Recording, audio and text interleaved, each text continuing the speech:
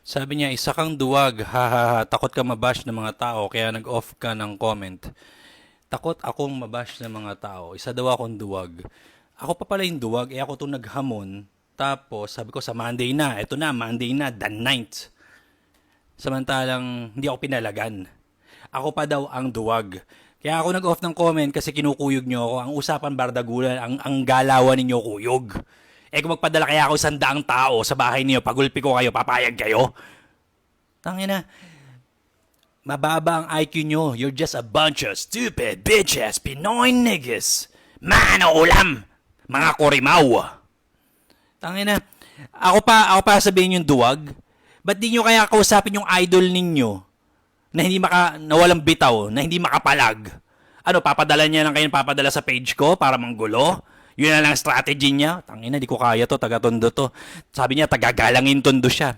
O yung mga taga-galangin dyan, yung mga taga-tondo dyan, alam nyo galawan natin. Hindi tayo maataw sa ganyan. Pero pag kinukuyog tayo, marunong tayong dumepensa. Pati yung pagdepensa ko, may nasasabi kayo kasi yung mga badingdong motherfuckers kayo, naipagsama kayo sa mga badingdong motherfuckers. Haltang kayong badingdong eh. Ayaw yung tumigil sa pangaharas eh, no? Pag inon yung comment section, sugod agad kayo. Sugod mga kabaklaan! Tawagin ang Bading Universe! Ina, isa lang fanbase ninyo, no? Yung mga content creators ngayon. Alam mo, one thing you don't realize about these content creators, karamihan sa kanila fake. Karamihan sa kanila fake.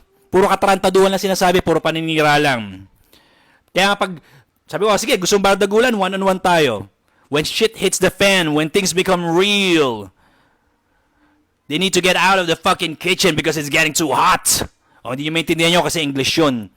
Mga ano yun, mga salitain ng mga Amerikano yun. Malamang hindi nyo maintindihan kasi mabababa IQ yun. Mga hampas lupa lang kayong manong ulam.